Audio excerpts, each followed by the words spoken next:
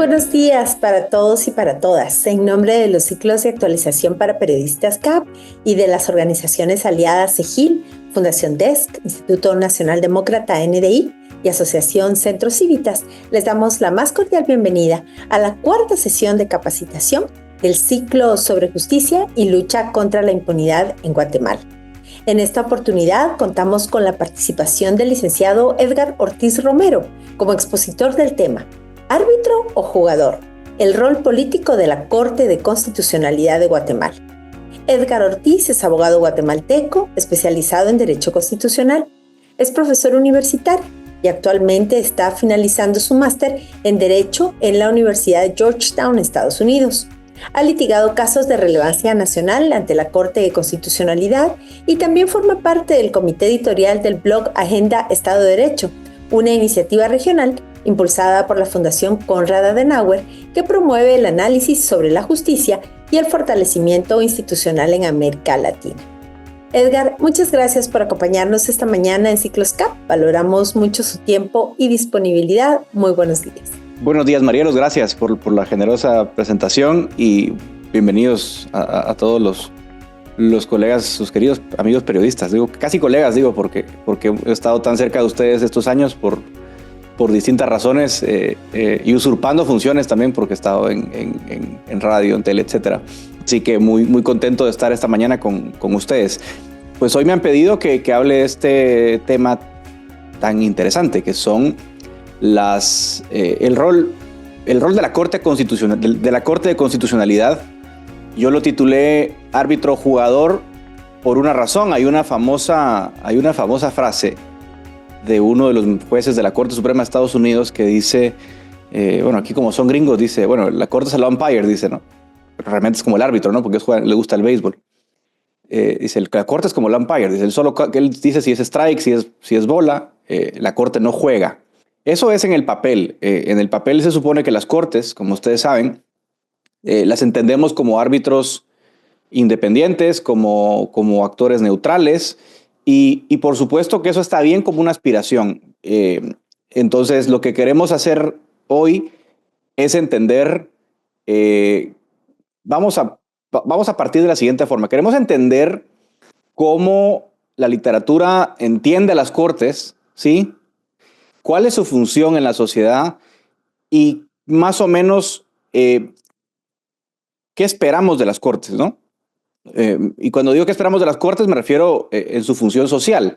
No, van a ver que no voy a empezar muy modo licenciado. No voy a empezar citándoles leyes, no voy a comenzar citándoles artículos. Voy a empezar una reflexión un poco más general. Y luego vamos a hacer un barrido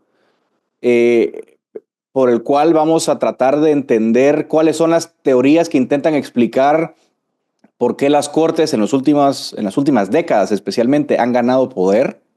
Eso es válido no solo para Guatemala, porque definitivamente ustedes saben que la Corte Constitucional ha ganado influencia, ¿sí? Ha ganado relevancia, y ustedes lo saben mejor que yo. Ustedes deben reportar con mucha frecuencia acciones de la Corte. Y eso se explica por una razón. Es porque la Corte tiene influencia dentro del tablero de poder en el país. Es decir, la Corte está tomando decisiones que son relevantes para la vida nacional. Entonces vamos a tratar de explicar eso.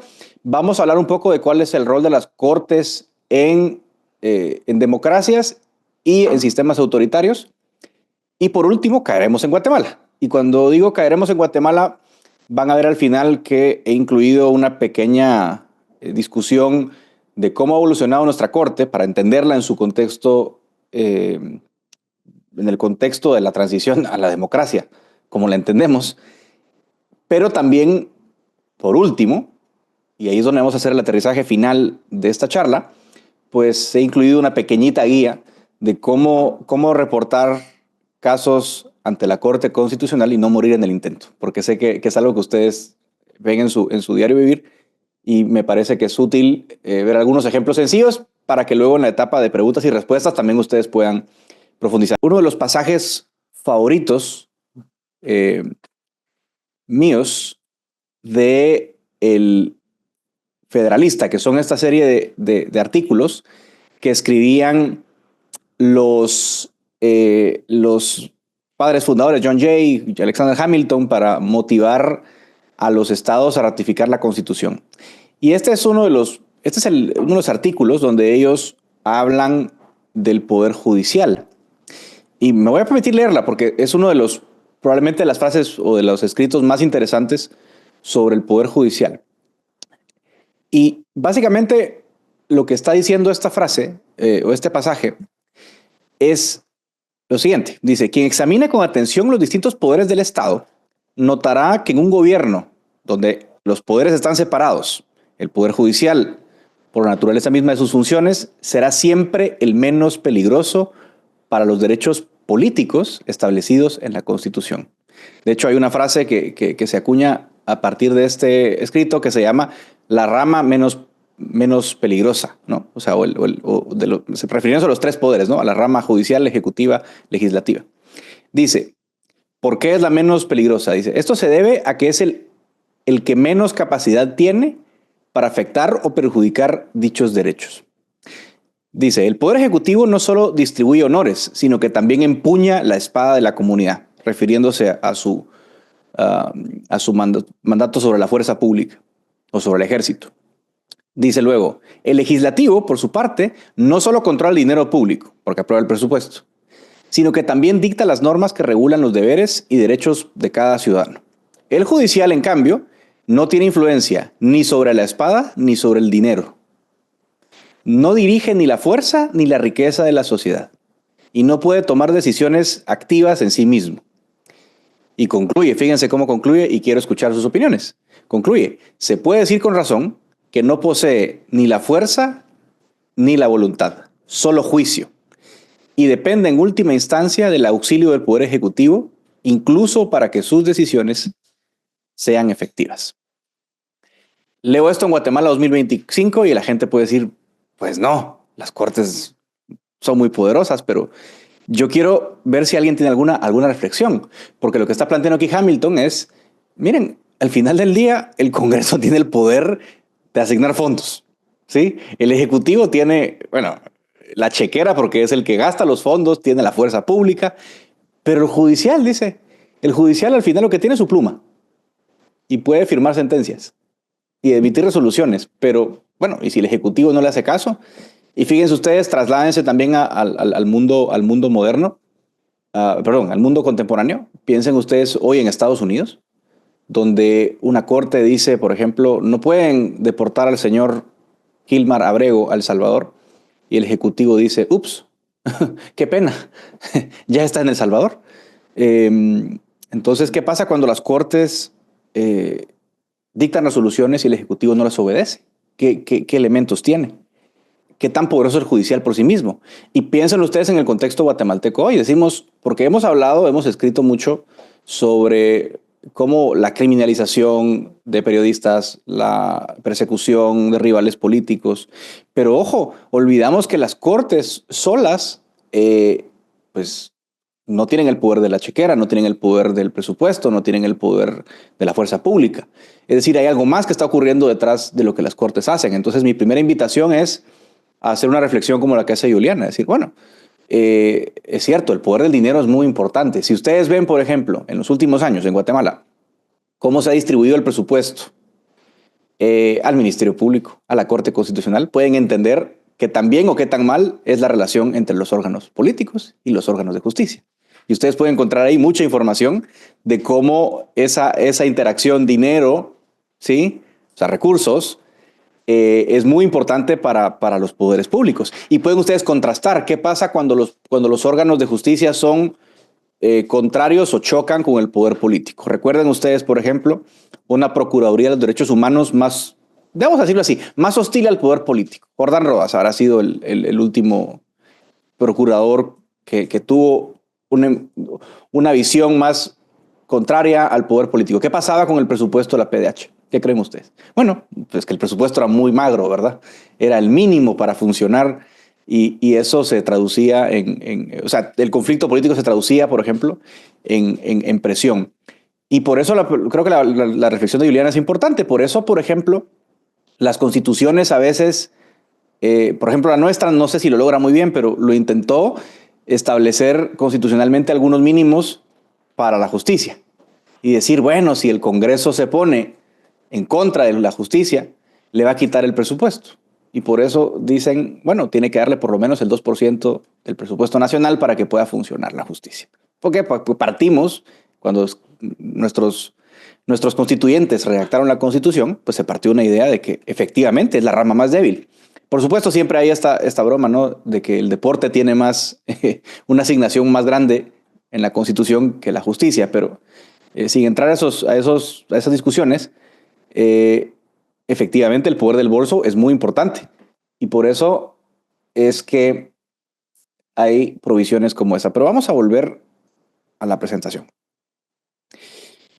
Bien, entonces, guarden en mente esa reflexión que he planteado porque me parece que va a ser el hilo conductor del resto de la conversación. Ahora, lo primero que yo quiero que abordemos en esta exposición es una pregunta todavía más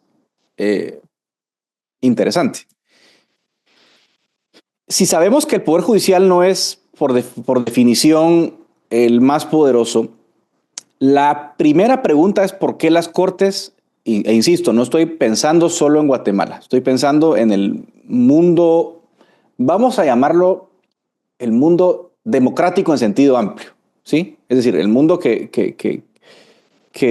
ha, los países que han adoptado de una u otra forma regímenes democráticos en las últimas décadas. ¿Por qué los políticos racionales le ceden el poder al judicial? Es decir, porque por su naturaleza, los que son politólogos saben que, bueno, el abuso del poder era de los ejecutivos, bueno, de las monarquías, o luego incluso de las presidencias imperiales, o lo que sea, ¿no? Pero realmente no eran los jueces, ¿no? O sea, el abuso de poder no viene de ahí.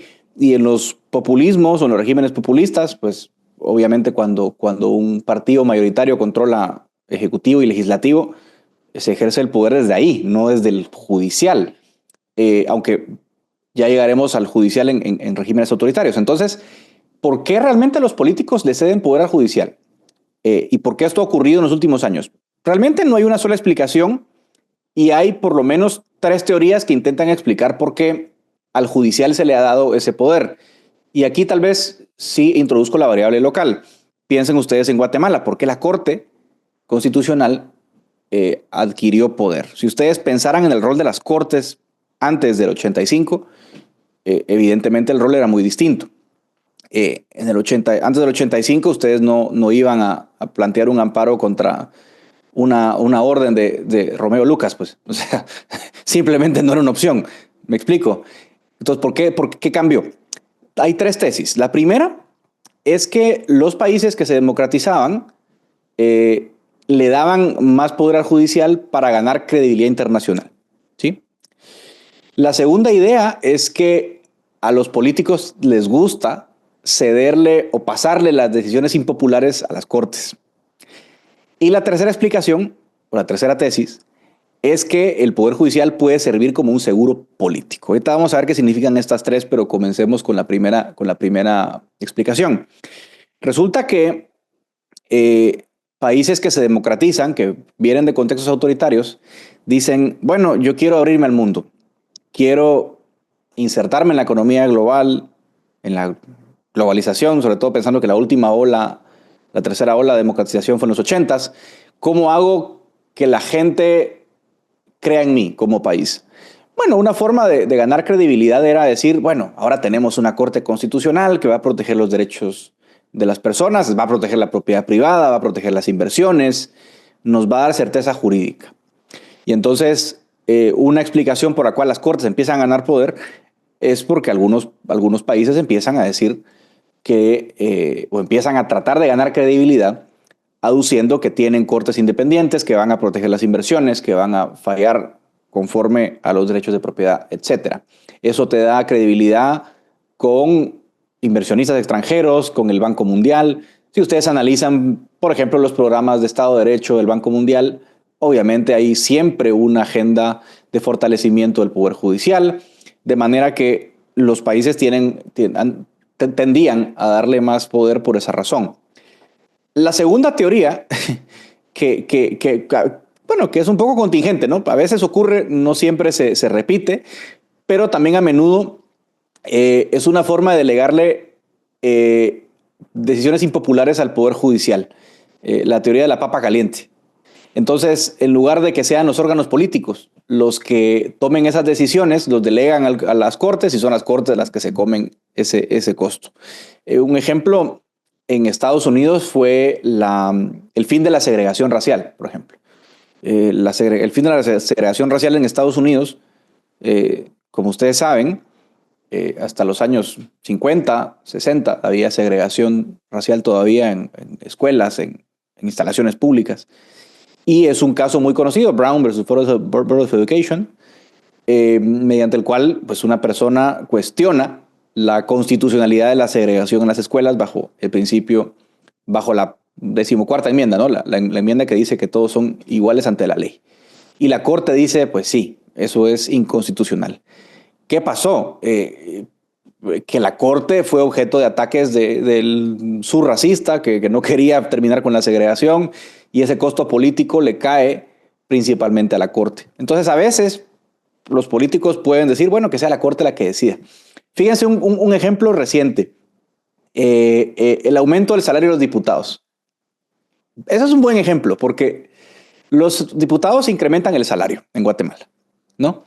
Y dicen, bueno, ahora vamos a ganar 66,000 quetzales, se aprueba el aumento salarial, viene la lluvia de amparos y la Corte evidentemente no puede hacer nada, porque la Corte lo que tiene en sus manos es, como vamos a ver más adelante, pues amparos, inconstitucionalidades, y en ese esquema ellos pueden decidir si una ley viola la Constitución, si un acto de gobierno viola derechos o no. Ahora, la Corte no puede decidir si el salario de los diputados es alto, bajo, bueno, malo, no lo puede hacer. Entonces le cae la decisión a la Corte y dense cuenta cómo los políticos incluso dejan que el caso duerma en la Corte para evitar ellos absorber el costo político solitos, ¿no? Entonces, a menudo pasa cuando los poderes políticos quieren quitarse un problema de encima, simplemente dejan que las Cortes sean las que toman la decisión y las que asumen el costo. Y la tercera tesis es una tesis curiosa, interesante. La plantea el profesor Tom Ginsburg y dice, fíjense que el fortalecer al Poder Judicial puede ser un seguro político.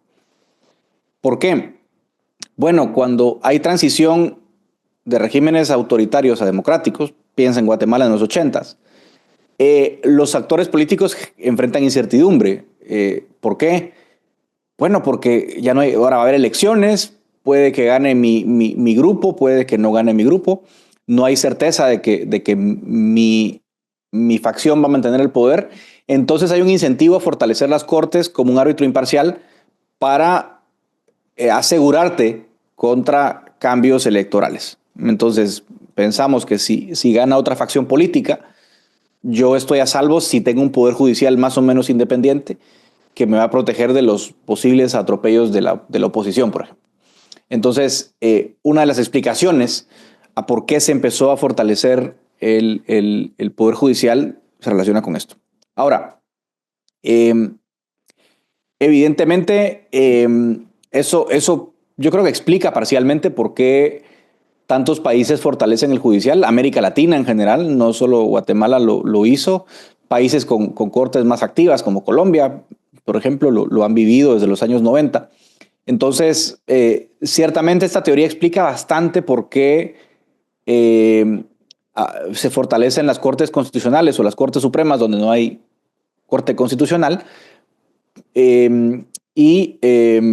Ha sido una explicación que, como digo, para Guatemala pega bastante. Entonces, miren, ¿cuál es la conclusión de la primera pregunta o esta segunda pregunta que les planteé de por qué las cortes han ganado protagonismo y poder en las últimas décadas? Y como digo, no es un accidente. Es porque los políticos han fortalecido las cortes, ya sea para ganar legitimidad externa y que las inversiones vengan y que los países vecinos crean que sos un actor creíble, ya sea para pasarle los costos políticos a las cortes o bien ya sea para asegurar intereses a futuro. Ahora, aquí viene un tercer elemento a considerar para que no nos perdamos en el hilo. Ok, si lo que estamos diciendo es las cortes han ganado poder porque los políticos en distintos países le fueron delegando poder. ¿Cómo? Pues en las constituciones, en las leyes, etcétera. Si les han cedido el poder, ¿qué consecuencias tiene eso? Y el asunto es que una de las consecuencias de esa, es que no me gusta la palabra porque en castellano no sé cómo, por qué la usan, empoderar, ¿no? Pero eso de darle poder a las cortes tiene una consecuencia y es que las cortes también se vuelven actores políticos. ¿Por qué? Bueno, porque si entran como un actor poderoso, obviamente empiezan a convertirse en actores políticos y eso pues tiene consecuencias, tiene implicaciones que vamos a analizar más adelante, pero para que no perdamos el hilo. Siguiente pregunta en esta explicación. ¿Por qué no se puede? ¿Por qué es muy difícil quitarle los poderes que le diste al Poder Judicial? ¿Y por qué en algunos contextos sí se ha logrado? No tienen que ir muy lejos. Vayan a El Salvador, ¿no? El Salvador tenía una sala de lo constitucional. Ellos no tienen corte constitucional, como vamos a ver más adelante. Ellos tienen una Corte Suprema que adentro tiene una sala de lo constitucional y esa sala era muy activa, era muy independiente, era muy progresista. ¿Y qué pasó? Bueno, pasó Bukele y Bukele es muy popular, tenía mayoría en el Congreso y dijo, se acabó. Y reemplazó a la Corte, a la Cámara, a la sala constitucional de la Corte Suprema en mayo del año 2021. Simplemente, boom, arrasó, la cambió y punto. Entonces, una de las razones por las cuales las cortes no pierden poder, y piensen esto en Guatemala, bueno, perdón, no vamos a ir a ese punto. Una razón por la cual las cortes no tan fácilmente pierden poder es porque en las democracias, y ojo ahí cuando digo democracias de verdad, el poder está dividido, ¿no? Está dividido pues en las tres ramas, legislativa, ejecutiva, judicial, si hay otras agencias en las agencias, de manera que al no estar concentrado el poder, sino estar distribuido en múltiples actores, no es tan fácil, por ejemplo, quitarle poder a la Corte. Y yo les invito a que vean ustedes también hoy el caso de Estados Unidos, es muy interesante, porque estamos viendo también una transformación muy, muy compleja. Estamos viendo un presidente que ha desafiado a las órdenes de los jueces. Yo creo que los reporteros, los periodistas en Estados Unidos se han de sentir identificados con ustedes porque ahora les toca cubrir con mucha frecuencia noticias sobre las cortes que frenan, que giran órdenes contra varias decisiones del presidente Trump que son cuestionables desde el punto de vista constitucional y entonces las cortes están ordenando cosas y el presidente no siempre, o las agencias no siempre cumplen. Y eso es nuevo, eso es distinto. Va a tener sus consecuencias, por supuesto, pero dense cuenta que al final del día las cortes siguen frenando muchas de las acciones del presidente. Pero si ustedes escucharon y siguen las noticias, el presidente, o el líder de la mayoría más bien, en la Cámara de Representantes, Mike Johnson, dijo, bueno, pero el Congreso tiene el poder de, por ejemplo, reducir la cantidad de cortes que va a haber. De hecho, el Congreso, perdón, no el Congreso son las dos cámaras. La Cámara de Representantes hace unos días aprobó una ley para restringir el poder que tienen las cortes de girar órdenes de suspensión provisional a nivel nacional. Es decir, si alguien va a una corte en Texas por temas migratorios, porque la administración está deportando de forma express, pues un juez puede ordenar que a nivel nacional se suspenda esa política, ¿no? Entonces, la Cámara pasó una ley para restringir ese poder. O sea, dense cuenta que los poderes políticos sí pueden limitar al poder judicial. Ahora, como aquí es un sistema bicameral, esa ley no entra en vigor salvo que la apruebe también el Senado. Y en el Senado las cosas se ponen más difícil por esto, por la fragmentación institucional. Es decir, meternos a ese problema, ir a pelearnos con las cortes ya en el Senado, donde hay menos actores, ya no es tan fácil pasarlo. Entonces vean ustedes que efectivamente sí, las otras ramas del poder pueden limitar al poder judicial, pero no es tan fácil. O sea, hay que poner de acuerdo a mucha gente. Así que ese es un elemento por el cual las cortes han mantenido su poder a lo largo del tiempo. Incluso piensen ustedes en Guatemala, y lo vamos a ver más adelante, lo vamos a comentar al final cuando aterricemos en Guatemala, pero déjenme traer este punto a la mesa. No sé si ustedes recuerdan la época del enfrentamiento Corte Constitucional Jimmy Morales, en las épocas CICIG. Bueno, en las épocas CICIG también hubo una fuerte, digamos, enfrentamiento entre Corte Constitucional y Ejecutivo y Corte Constitucional y Congreso. Y hubo intentos, como ustedes recuerdan, de procesar a los magistrados en funciones en ese momento, como una forma de quitarles poder. Pero nunca hubo capacidad, digamos, de desactivar completamente a la Corte, ¿no? Y esto nos lleva un poco a la segunda explicación de por qué la justicia no es tan fácil quitarle el poder. Y es que, y esto ya aterriza en Guatemala, cuando hay fragmentación del sistema de partidos políticos, hay muchos partidos, muchas agendas que, por supuesto, convergen en algunas cosas. Estamos de acuerdo. Hay algo en Guatemala que llamamos el pacto de corruptos. De acuerdo. Pero no deja de haber fragmentación. Entonces, si hay muchos partidos, hay pluralismo, tal vez no es tan fácil poner de acuerdo a todos para atacar a las cortes, por ejemplo. Entonces, en esos contextos, no es fácil que los poderes políticos, aún teniendo el poder de limitar a las cortes, no es tan fácil que lo hagan. Lo siguiente es que, como dije, al revés, cuando hay aplanadoras en el poder político, o sea, lo contrario a una fragmentación, cuando hay un solo partido en dominio, eso puede ser posible.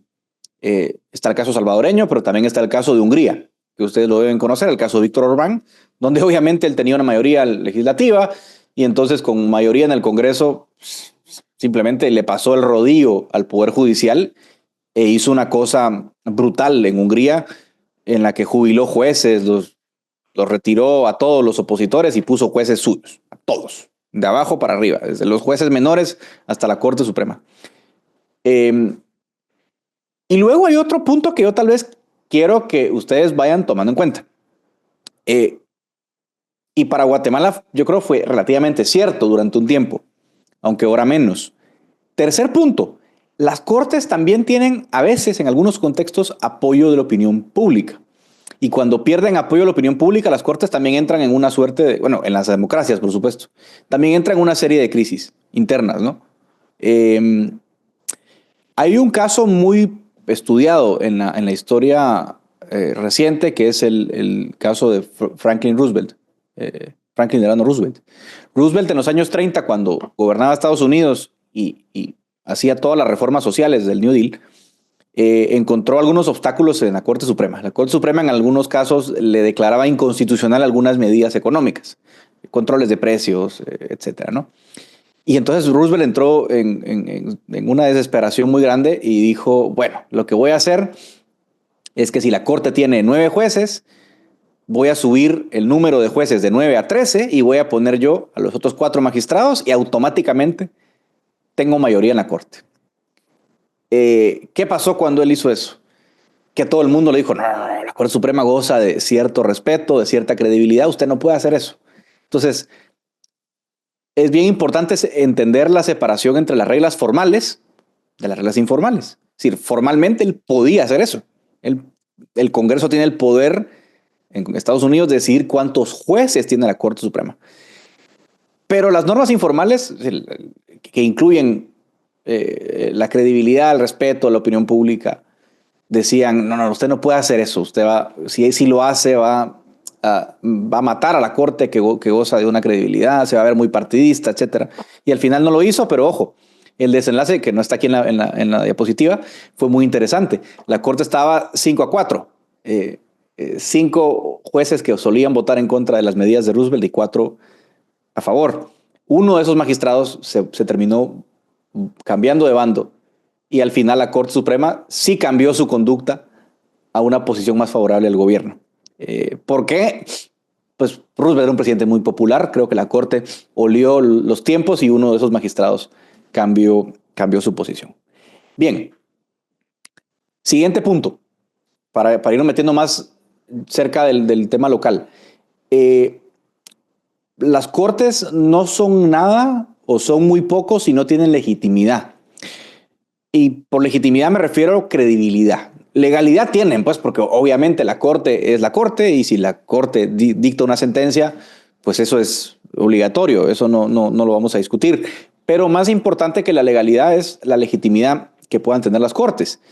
Y la legitimidad de las cortes, fíjense, se los planteo para que también lo incluyamos en análisis local, tiene que ver no con estar de acuerdo con cada sentencia, porque en ninguna corte del mundo, todo el mundo está de acuerdo siempre con todo lo que las cortes fallan. La disidencia es deseable y es normal.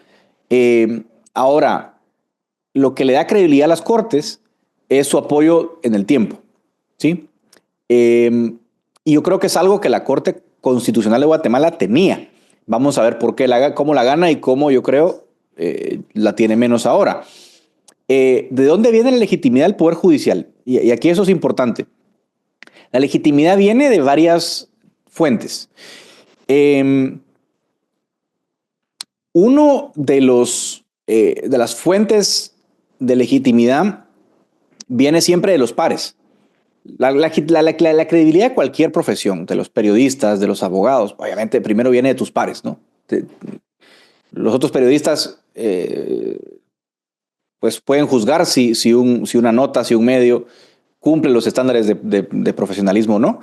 De igual forma, los abogados pueden decir, bueno, la corte está siendo jurídica o está actuando fuera de los márgenes permisibles de interpretación.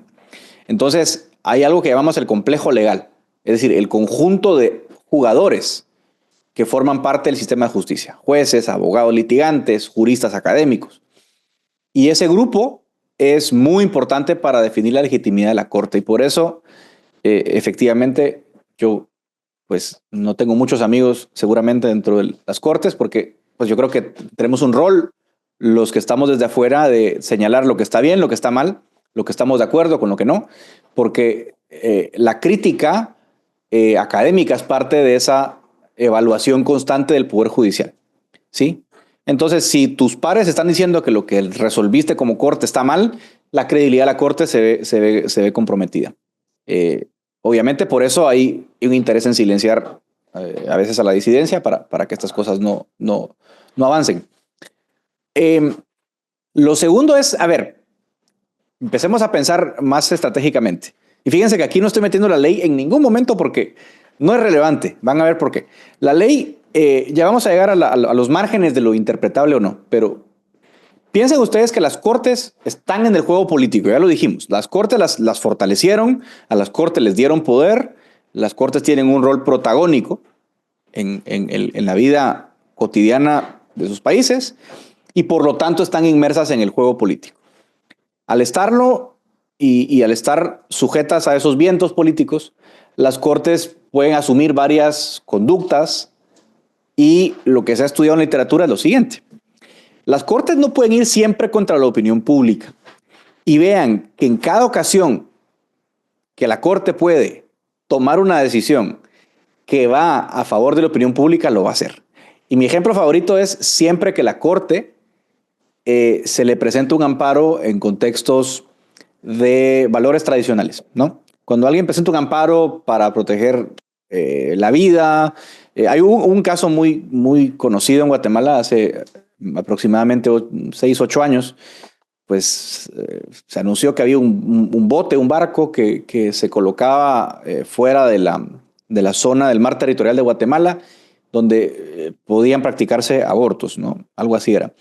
Y entonces alguien va a presentar un amparo y dice, no, eso es un riesgo de violación a los derechos fundamentales, y la Corte en 12 horas dicta una resolución, saca comunicados y se quiere ver bien con la opinión pública porque sabe que es una posición que el público va a ver con buenos ojos. O, por ejemplo, con el tema del salario de los diputados. Había dos temas, ¿no? Uno era el aumento salarial de los diputados y el otro era el derecho a indemnización por finalizar el cargo, ¿no? Una cosa así. Entonces la Corte sale con bombos y platillos. Declaramos inconstitucional la indemnización. Con el sueldo no podían hacer mucho, entonces no lo mencionaron tanto. Pero salieron a promover su resolución porque les gusta, obviamente, ganar credibilidad de opinión pública. Pero ojo, hay otros jugadores importantes, hay otros grupos de interés. Y entonces las Cortes no solo juegan con la opinión pública, no solo juegan con el público, juegan frente a otros actores. Entonces, fíjense, esto no es Guatemala, esto es una diapositiva que resume lo que se ha estudiado de Cortes en el mundo. Las Cortes suelen adoptar decisiones favorables a grupos influyentes y poderosos para evitar confrontaciones. Entonces, no siempre fallan a favor de los poderosos. Eso está estudiado y hay abundante literatura. No siempre fallan a favor de los poderosos, pero muchas veces van a evitar entrar en conflicto directo con jugadores poderosos. Entonces, primero buscan satisfacer a actores poderosos y luego, con ese respaldo político, ya van viendo cómo ganan credibilidad con casos de mayor impacto. O a veces buscan credibilidad internacional. Nadie me va a creer esto, pero por ejemplo, si ustedes recuerdan, en 2018, la Corte Constitucional de Guatemala prácticamente voy a cambiar de verbo, anuló, declaró inconstitucional prácticamente la pena de muerte. La ponente fue la magistrada Dina Ochoa, alguien generalmente muy conservadora. Ustedes dirán, ¿cómo es posible que la Corte conservadora haya declarado inconstitucional la pena de muerte? Bueno, porque dentro de esa credibilidad también hay credibilidad internacional, por ejemplo. Y entonces las Cortes, cuando hubo un caso como ese, que no era un debate, porque en ese momento cuando se impugnó la pena de muerte de varios delitos del Código Penal, no era un tema de política nacional, pero es un momento para ganar credibilidad con otros jugadores importantes, la comunidad internacional, las embajadas. Entonces la Corte asume esa postura. Bien, la comunicación es importante en el contexto de las Cortes, pero no me voy a detener mucho acá porque creo que en el contexto nuestro, ya lo vamos a comentar al final, los comunicados de la Corte dicen prácticamente lo mismo que las resoluciones, que no las entiende ni Dios, salvo que sean abogados. Así que bueno, sí, hay algo de esto en la literatura comparada, pero que tal vez no me detengo mucho en la labor de comunicación. Sí es cierto que ustedes pueden ver que en momentos de crisis, en 2023, por ejemplo, algunos magistrados decidieron dar entrevistas, ¿no? Por lo menos uno de ellos, salir a los medios para tratar de rescatar la credibilidad de la Corte, porque estaba siendo muy cuestionada durante la transición de mando por los continuos intentos por bloquear las elecciones. Entonces, las Cortes también les gusta salir a defender sus puntos. Ahora, vayamos a los últimos dos puntos antes de aterrizar en Guatemala. Y aquí me detengo un poco. Venimos hablando de Cortes, de su rol en la sociedad, de cómo se han vuelto actores poderosos, para entender un poco por qué estamos donde estamos.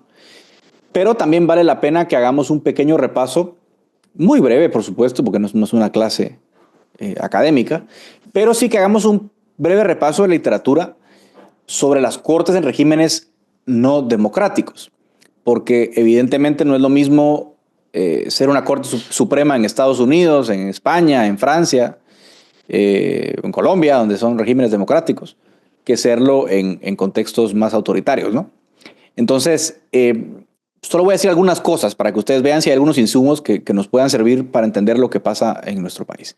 Lo primero es que, evidentemente, en democracias, los tribunales protegen libertades, ¿sí? Protegen libertades de los ciudadanos. Eso es un poco la lógica de las Cortes en democracia. En regímenes no democráticos, los tribunales no están tan preocupados o no están tan equipados para proteger derechos, sino son o suelen ser un instrumento del poder político que gobierna en ese momento. Entonces, cuando hablamos de regímenes autoritarios, hablamos de, y por eso digo, regímenes no democráticos, me gustaba más, aquí puse autoritarios en esta diapositiva, porque pues hay muchos grados, pero digamos que en general, cuando no estamos en un régimen democrático, sabemos que hay pluralismo limitado, o sea, hay pocas voces políticas, hay cierta diversidad que se tolera, pero no del todo. Hay baja participación política y obviamente la estrategia política en regímenes autoritarios es fomentar la apatía política. No se metan a política, no, eso no sirve, eso no hay que cambiar las cosas, etc. En regímenes totalitarios, que es otra categoría completamente distinta, digamos, hay muy pocos casos de totalitarismos. Pues ahí estamos en la visión de la que el Estado o un solo partido controlan todo, ¿no? Como el comunismo, el fascismo. No me voy a referir mucho a regímenes totalitarios, ¿no? Como la Alemania nazi y tal, pero sí a algunos momentos autoritarios, por ejemplo, los inicios del fascismo en Italia. Si ustedes ven, por ejemplo, los inicios del fascismo en Italia, durante los primeros años, por ejemplo, no purgaron jueces. Hubo muy pocas purgas de jueces en los primeros años, cuando todavía no se había consolidado el sistema. Pero algo interesante es que la represión no la hacían las cortes. Entonces mantenías y respetabas un poquito a los jueces, pero la represión la hacían los escuadrones fascistas, fuera la ley, la policía, y había incluso unos tribunales especiales designados políticamente, que eran los encargados digamos, de encargarse de la disidencia. Luego, cuando el fascismo ya en Italia toma un giro más totalitario, ahí sí ya tocan a las cortes, pero no me quiero meter a los regímenes totalitarios porque no estamos ahí. Pero vean que los regímenes autoritarios puede que no toquen a los jueces o puede que, como en el caso de Pinochet, no tocan a los jueces y de nuevo la represión se da por otras vías. Que en el caso guatemalteco, antes del 85, más o menos era lo mismo. O sea, antes del 85, la justicia estaba ahí. O sea, la Corte Suprema, los tribunales existían, la represión se daba por otras vías. Obviamente había conflicto armado, había violencia política. E incluso cuando había que usar el aparato judicial, estaban los tribunales de fuero especial, por ejemplo. Entonces no era la justicia la que se encargaba de la represión, había siempre otras instancias, otros espacios donde la represión tenía lugar. Ahora, eso, por supuesto, cambia mucho de país a país. Lo que estamos viendo recientemente con los autoritarismos nuevos es que sí les importa controlar a las cortes. Sí, sí les importa usar la justicia, sobre todo cuando no hay un líder tan popular como esa figura única del régimen, como El Salvador, pues que obviamente todo gira en torno a la figura de una persona. Cuando no es así, hay un interés en controlar la justicia porque también se diluye el costo de la represión. ¿Me explico? Es decir, no te reprime esta persona, el presidente o el Congreso, porque no tienen popularidad. Entonces, la justicia se vuelve muy importante en estos regímenes porque entonces los poderes políticos tratan de usar a la justicia como un mecanismo de control social. Y obviamente el lenguaje jurídico te permite decir, no, el opositor está en la cárcel no porque aquí hay una dictadura, es que tiene un problema legal, tiene que resolver sus problemas en el órgano jurisdiccional correspondiente y otras expresiones que ustedes conocen. Entonces los órganos políticos tienden a enfocarse en capturar la justicia para usarla como una fachada de legitimidad democrática. Entonces, diría yo que es más o menos donde estamos varios países de la región, bueno, o del mundo, en estos momentos, pero ya vamos a hablar enseguida de esa parte, quizás en la fase de preguntas y respuestas, pero diría yo que esa es un poco la tónica. Ahora, eso fue solamente un pasón rápido. Quiero que nos metamos rápidamente ahora al Tribunal Constitucional, ¿sí? Quiero que nos metamos directamente al quehacer de las Cortes de Constitucionalidad. Digamos que ustedes van a leer mucho que les dicen, bueno, es que hay sistema americano, europeo. Miren, yo no me voy a detener en esas cosas, pero sí les voy a explicar algunas ideas generales. Hay dos preguntas importantes que uno tiene que hacerse para entender qué tipo de corte tiene un país. La primera es, ¿quién puede declarar una ley inconstitucional? ¿Sí? ¿Quién puede hacerlo? ¿Puede hacerlo solo una corte? Como en el caso de Alemania o Austria, algunos países europeos, España, o cualquier juez. En Guatemala es un modelo un poquito mixto, porque en teoría ustedes pueden presentar o pueden cuestionar la constitucionalidad de cualquier ley ante cualquier juez. Pero al final, como vamos a ver en Guatemala, la última palabra de todas las discusiones constitucionales quedan en la Corte de Constitucionalidad. Y lo otro es en qué contexto se puede pelear una inconstitucionalidad. En contextos como el americano es difícil porque uno solo puede pelear que una ley sea inconstitucional si uno es el afectado directamente dentro de un caso. No es como Guate, que ustedes ven que llegan 3 licenciados a la corte y dicen la ley que aprobó el Congreso es inconstitucional. Eso en Estados Unidos no se puede. En contextos anglosajones en general no se puede, pero en los nuestros sí. Entonces, las cortes constitucionales, un poco para que veamos cuál es la idea general y que aterricemos en Guate, es que los países que tienen corte constitucional tienen un tribunal especializado en temas constitucionales. Es decir, hay otros tribunales que ven temas penales, laborales, civiles, de familia, de violencia contra la mujer, etcétera. Pero luego hay una corte especializada en temas constitucionales, que ese es un poco el modelo que seguimos nosotros. No es el modelo que siguen otros países. ¿Por qué algunos países tenemos, en teoría, una corte constitucional? Primero, para proteger la Constitución ante mayorías legislativas. O sea, el Congreso pasa una ley que es inconstitucional, queremos tener una corte fuerte que le haga un contrapeso al Congreso. Lo segundo es tratar de unificar la interpretación. Eso más o menos medio se cumple en Guate, aunque no del todo, porque lo que busca la Corte Constitucional o lo que busca tener una Corte Constitucional es que lo que esa Corte establece como jurisprudencia sea de obligatorio cumplimiento para los demás tribunales del país. Y luego porque, pues, lo que decíamos antes, ¿no? Te da credibilidad, etcétera. Ahora, ¿qué cosas hace un tribunal constitucional? Eso depende mucho de país a país, pero en general, algunas tienen un rol en la redacción de reforma constitucional. Nosotros no tenemos eso, pero sí dense cuenta que nuestra Corte Constitucional tiene un rol para reformar leyes como la ley electoral, la ley de amparo. O sea, para reformar la ley electoral, recuerden ustedes, se necesita mayoría calificada en el Congreso, pero también opinión favorable de la Corte. Se pueden revisar leyes también. O sea, se puede revisar si una ley es inconstitucional o no. Y por supuesto, si un acto de gobierno, un nombramiento, cualquier acto de gobierno viola la Constitución. La verdad es que en Guatemala esto se ha elevado mucho, se ha ampliado mucho, ¿no? En algunos países, fíjense, no cualquiera puede acudir a la corte.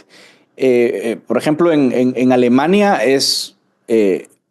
si una ley es inconstitucional, solo un grupo de diputados puede pedirle a la corte que determine si esa ley es inconstitucional o no. No puede ser un ciudadano común y corriente.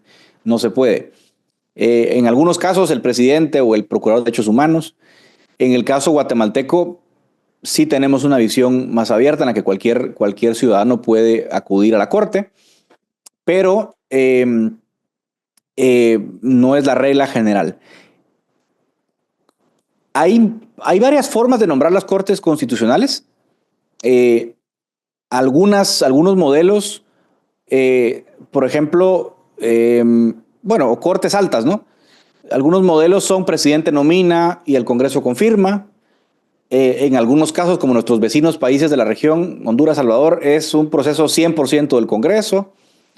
O, como en el caso nuestro, hay una repartición. uno lo nombra el presidente, otro lo nombra el Congreso, otro lo nombra la Corte Suprema, otro lo nombra el Colegio de Abogados, otro lo nombra la Universidad Pública, etcétera.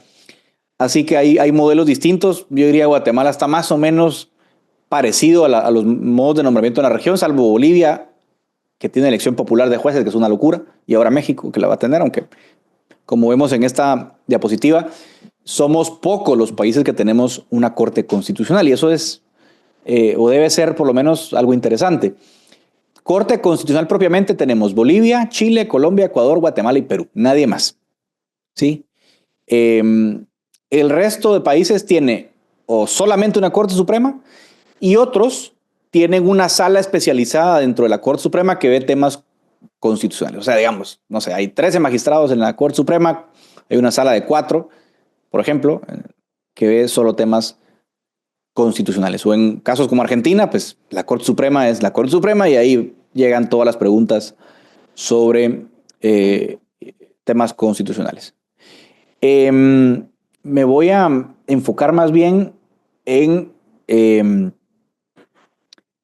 cómo entender la Corte guatemalteca y ir aterrizando en la guía que les prometí al inicio. Si ustedes leen la Constitución, hay tres grandes, digo tres grandes porque hay otras cosas que hace la Corte, pero hay tres grandes vías de defensa de los derechos o de la Constitución que están establecidos, que son la exhibición personal, que ocurre cuando una persona está ilegalmente detenida. Pasa que esto se ha convertido en una cosa muy rara, porque cuando ustedes ven que en las noticias hay una exhibición personal, es porque a alguien se le ocurrió que el presidente o la candidata o el ministro no aparecen y entonces alguien presenta una exhibición personal a su favor. Eso es una tergiversación de la figura. La figura existe para proteger a una persona que está ilegalmente detenida. Luego tenemos el amparo, que es un mecanismo para proteger a los ciudadanos de cualquier amenaza a sus derechos, y las inconstitucionalidades, que ustedes las conocen, para que la Corte decida si una ley del Congreso o un reglamento, ojo con eso, como regla general, inconstitucionalidad sería según la jurisprudencia de la Corte, existe para atacar resoluciones, o sea, mandatos de obligatorio cumplimiento general. Esos pueden venir del Congreso como norma general, pero también puede venir del Ejecutivo un reglamento, o de la municipalidad, por ejemplo, puede venir también una ordenanza, un reglamento municipal que es de obligatorio cumplimiento. El mecanismo de selección ustedes lo conocen, pero simplemente lo repito, lo paso en 10, 15 segundos. Nuestros 5 magistrados titulares y suplentes vienen de la Corte Suprema, del Congreso, del presidente, de la USAC y del Colegio de Abogados. Una cosa que es horrible, terrible y absolutamente contraria a cualquier práctica de sentido común y conflicto de interés es que en Guatemala, nunca se les olvide, queridos amigos, amigas, los magistrados suplentes no tienen prohibido continuar siendo abogados. Entonces, si usted es magistrado titular de la Corte, usted tiene un trabajo de tiempo completo. Si usted es magistrado suplente, pues tiene su despacho y en la mañana es licenciado y en la tarde es magistrado. Eso es terrible. Pero bueno, ya hablaremos de eso más adelante. Para ser magistrado de la Corte no hay más requisitos que ser guatemalteco, tener 15 años de ejercicio y ser de reconocida honorabilidad. ¿Sí? La presidencia rota cada año. Acabamos de ver que asumió la presidencia la magistrada Leila Lemus, es la menor de las magistradas de la Corte, por eso es que quien asume la presidencia el 5º año de la magistratura actual. Recordemos que el año próximo hay renovación de Corte. Bien, quiero meterme ahora y le robo los últimos 5 minutos, no me tardaré más, así cumplimos justo la hora, para explicar brevemente por qué la Corte Constitucional en el contexto nuestro gana credibilidad, qué rol jugó y por qué yo creo en los últimos años la identidad de la Corte ha cambiado bastante. Yo creo que no se puede entender la Corte Constitucional y su poder tan grande sin esto que ustedes ven en pantalla. Y hablo del serranazo. En el año 93, como ustedes recordarán, el entonces presidente Jorge Serrano Elías, pues simplemente decidió disolver el Congreso, la Corte Suprema, y para efectos prácticos, eso es un golpe de Estado. Y cuando Serrano dicta esas normas temporales de gobierno el 25 de mayo de 1993, la Corte Constitucional se reúne. Fíjense, se reúne, creo que en la casa de uno de los magistrados, porque la Corte no se podía entrar a la Corte. Creo que estaba rodeada por la fuerza pública. La Corte se reúne de emergencia y dice, ¿qué hacemos? Y fíjense que pasa algo muy raro. Como ustedes saben, las Cortes conocen casos que se les presentan a ellos, ¿no? O sea, alguien tiene que presentar una demanda para que la Corte pueda hablar. Y lo que ocurre es que la Corte de oficio, o sea, sin que nadie se lo pida, se reúne y dice, miren, según la Constitución, nuestra función es la defensa del orden constitucional. Vamos a declarar esas medidas de gobierno de Serrano Elías inconstitucionales de oficio. Por supuesto, recuérdense lo que les dije en la introducción, cuando les leí la frase del federalista, el párrafo del federalista. La Corte no tiene ni el poder del bolso ni la fuerza de la espada. Cuando la Corte dijo, hay que publicar la sentencia en el diario oficial, el presidente dijo, no, no, eso no se va a publicar.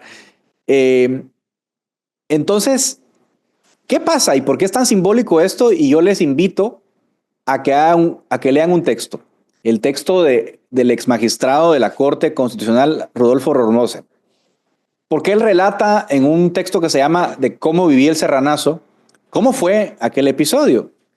Y dice, miren, en algún momento el ejército, ¿no?, tiene un rol determinante en la crisis, porque el alto mando militar cita a los magistrados de la Corte y les da su respaldo. Y el ejército dice, miren, tienen nuestro respaldo. ¿Sí? Ustedes han hecho lo correcto, esa sentencia es lo que tiene que pasar. Tienen el apoyo del ejército. Creo que comenta el licenciado Rormoser que creo que hasta el ejército, cuando ve la crisis, les pregunta si ellos pueden asumir la presidencia y los magistrados contestan que no. En todo caso, si se confirma la vacancia de Serrano Elías, es el Congreso el que tiene que nombrar un nuevo presidente. Pero vean ustedes lo que les decía yo al principio. Las Cortes tienen poder porque los actores políticos les dan el poder. ¿Sí? O sea, la Corte no se volvió todopoderosa porque firmó una sentencia y somató los papeles sobre la mesa. No, es que el ejército mismo dijo, encárguense ustedes de esta crisis. Estamos en teoría en democracia, son ustedes los que deben sacarnos de esta crisis. Y lo que hicieron los militares fue ayudar a los magistrados a publicar la sentencia de la Corte y a que esa sentencia se hiciera cumplir. ¿De acuerdo? Eso en términos de prestigio levantó a la Corte Constitucional dentro de nuestra arquitectura institucional, yo creo, a un nivel de credibilidad muy alto. Luego, la Corte tiene sus más y sus menos. Yo diría que el primer gran menos de la Corte ocurre en el año 2003, que es probablemente la primera vez en nuestra vida democrática en la que un gobierno abiertamente dice, tenemos que controlar la Corte Constitucional porque es muy importante. Ojo, la Corte Constitucional ya le había negado al general Efraín Ríos Montt la participación antes, en el año 90. Entonces, conociendo que la Corte no consideraba constitucional su participación, cuando gobierna el FRG, lo que hace el gobierno es enfocar sus esfuerzos en controlar por lo menos 3 votos o 4 de la Corte Constitucional con el objetivo de que el general Ríos Montt fuera candidato, como finalmente lo fue. Y el Jueves Negro es otro episodio muy, muy complejo en la historia de la Corte. Fue un momento de desprestigio grande de la Corte que, como digo, había ganado credibilidad por el serranazo, venía en sus mejores años, entre comillas, había magistrados en los 90, había una regla no escrita de poner buenos abogados en la Corte y obviamente el Jueves Negro, el Viernes de Luto, son ese momento bajo donde las turbas de manifestantes pues trataron de presionar a la Corte. Hay una historia, esta la cuento yo fuera bueno, es una historia que se cuenta que durante la discusión de la sentencia de de Ríos Montt en la corte, unos magistrados creo que sacó pistola y la puso sobre la mesa ya en el calor de la discusión para que ustedes tengan una idea de lo que fue aquel momento, ¿no? Entonces fue una decisión muy cuestionable, 4 votos contra 3, porque cuando la Corte conoce casos contra lo resuelto por la Corte Suprema, en ese momento la Corte Suprema había resuelto que Ríos Montt no podía ser candidato. Entonces había que hacer un sorteo para que 2 suplentes entraran a votar. Una acaloradísima discusión, intercambios de todo tipo en la mesa y al final la Corte pues, falló a favor del general Ríos Montt. Ahora, después de ese episodio, yo les diría que hay que prestarle atención a 2 momentos más. Entre 2009 y 2019 hay otro periodo donde la Corte de nuevo juega un rol de, vamos a llamarlo así, como un rol pro derechos humanos, pro comunidad internacional, pro Estado de Derecho. En 2009 la Corte Constitucional, por ejemplo, suspende la elección de Corte Suprema de Justicia porque había cuestionamientos a varios de los magistrados que se habían elegido. En 2010 anula ya en funciones una elección de fiscal general y ordena que se repita porque la CICIG había presentado una investigación en la que argumentaba que había irregularidades en el proceso. Entonces la Corte era muy activa, era una Corte que estaba de nuevo ganando la credibilidad internacional, interviniendo en procesos de alto impacto nacional. Entonces se vuelve otra vez a dirigir como un actor donde había un espacio digamos, de cierta independencia. En el 2011, no se les olvide, es la Corte Constitucional la que dice a la entonces primera dama Sandra Torres, usted no puede ser candidata presidencial porque está prohibido en la Constitución, aunque usted se divorcie. Es decir, la Corte viene en 2009, 2011 en una racha de ganarse la credibilidad del público. En 2015 incluso, yo les diría, perdón, ya voy a terminar, en 2015 incluso la Corte jugó un rol muy parecido con este rol en las elecciones que luego yo lo cuestioné mucho y creo que el tiempo me dio la razón, porque en 2015 la Corte empieza a avalar que se impida a algunos candidatos participar porque no son honorables, caso de Woody Rivera, Delia Bach, Alfonso Portillo, entre otros, y luego eso rebota en el 2023, porque bajo ese mismo argumento se le niega la participación a otros candidatos. Entonces, bueno, hay algo que cambia y creo que ese algo que cambia es el enfrentamiento que hay entre Corte y poder político durante los años CICIG. Cuando la Corte ya en esos años entra en un choque directo con el poder político, digo el Ejecutivo porque Jimmy Morales era la cara más visible, pero no era solo con el Ejecutivo, la Corte entra en choque impidiendo la expulsión del comisionado, impidiendo luego la finalización temprana del mandato de la CICIG, entre otros. Suspendió la aprobación de leyes de amnistía en casos de violación de derechos humanos y ya en ese enfrentamiento muy fuerte creo que lo que vemos es una reacción del poder político que dice, ok, la Corte Constitucional se nos vino encima, no podemos permitir que eso pase nuevamente y lo que hemos visto post-2021 es que el poder político reaccionó con el cambio de Corte Constitucional, pues planteó una magistratura más cómoda para el poder político, por decirlo así, y lo que hemos visto después de 2021, aquí solo cito algunos casos muy puntuales para terminar, es que la Corte ahora juega otro rol. Por ejemplo, en 2022 forzó la elección de la fiscal general. Ustedes recuerdan ese episodio donde dice, bueno, voten por el mejor puntuado, punto, en la comisión de postulación. Eso incluía meter a la lista final. La ley de la carrera judicial prácticamente la desarmaron en la Corte Constitucional. Recordemos que se había aprobado una ley de la carrera judicial que más o menos trataba de medio darle alguna independencia al Consejo de la Carrera Judicial. Todo eso lo mató la Corte en 2022. Y por supuesto, pese a todo, en 2023, eso hay que decirlo para que vean que las Cortes siguen viendo con un ojo a los actores poderosos, pero con otro ojo a la población. En 2023, entre todo y todo, la Corte, con sus más y sus menos, con presión internacional y popular, termina avalando primero la participación de Semilla en segunda vuelta y finalmente la posesión del presidente actual. Entonces, conclusiones para luego ir a la etapa de preguntas y respuestas, y luego durante la etapa de preguntas y respuestas vamos a ver cómo cubrir casos y morir en el intento, pero eso es parte de las preguntas, yo creo.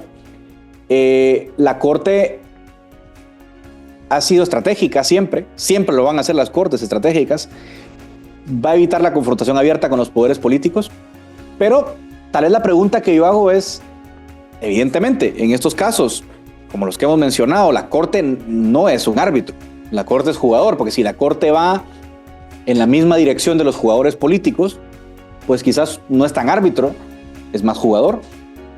Y la pregunta que nos queda hacernos como reflexión en adelante es, bueno, si pese a estos más y a estos menos, ¿creen ustedes que la Corte sigue siendo o ha sido capaz de cumplir su rol de proteger el orden constitucional, sí o no? Muchas gracias a Edgar Ortiz Romero por habernos acompañado esta mañana en el ciclo de actualización para periodistas CAP sobre temas de justicia y lucha contra la impunidad en Guatemala.